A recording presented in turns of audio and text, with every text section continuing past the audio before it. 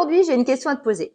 J'aimerais bien savoir comment tu gères tes relations avec le système scolaire. Parce que bien souvent, je lis que c'est la catastrophe, que personne n'y comprend rien, qu'on se sent démuni face à l'école, qu'on n'est pas entendu. Comment, toi, tu vis ça? Aujourd'hui, j'ai baissé la garde, j'ai accepté que l'école était une difficulté passagère dans ma vie. Et du coup, je vois les choses complètement différemment. Que ce soit le non-respect des PAP, que ce soit la non-compréhension des professeurs, je suis relativement sereine par rapport à tout ça.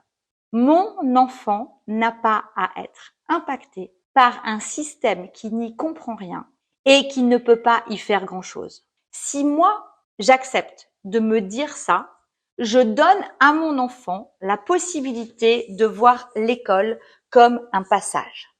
Un passage, certes, peut-être plus difficile pour lui, mais je ne le vois plus comme ce qui va empêcher mon enfant d'avancer dans la vie. Alors, je sais qu'il y a des difficultés liées au comportement des enfants à l'école, parce que avoir des troubles neurodéveloppementaux n'impacte pas forcément le niveau scolaire de ton enfant. Par contre, ça peut impacter de manière très forte les relations qu'il entretient avec les autres, les relations qu'il entretient avec l'autorité. Tu as deux choix pour ça. La psychoéducation, c'est-à-dire vraiment t'éduquer, toi, et te former pour pouvoir être la meilleure ambassadrice de ton enfant. Mais cette formation ne doit pas te mettre en colère si les autres ne comprennent pas. Toi, tu dois conserver vraiment ce postulat d'être une sachante ou un sachant et de ne pas te laisser impacter par l'extérieur. En fait, ce sont les autres qui ne savent pas. Alors, ils ne savent pas s'adapter. Mais toi, par contre, tu peux leur proposer des adaptations. S'ils ne les prennent pas, moi, ce que je me dis toujours, c'est que c'est leur problème à eux.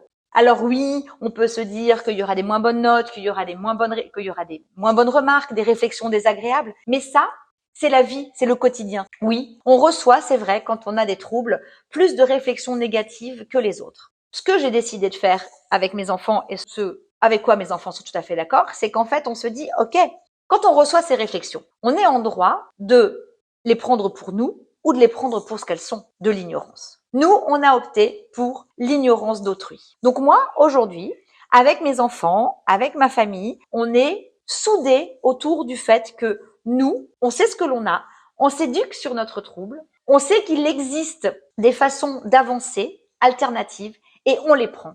Ces façons d'avancer différentes, elles nous permettent vraiment d'avoir une vie plus optimiste et moins gâchée par les autres. Je t'encourage vivement à aller vers ce côté de la vie, le côté du vivant en fait, et pas de la peine. Oui, on a de la peine, oui, on reçoit des réflexions. Moi, aujourd'hui, que ce soit les bulletins de mes enfants, que ce soit des fois les relations avec les professeurs ou avec d'autres personnes qui n'y comprennent rien, eh bien, je les laisse pour ce qu'elles sont.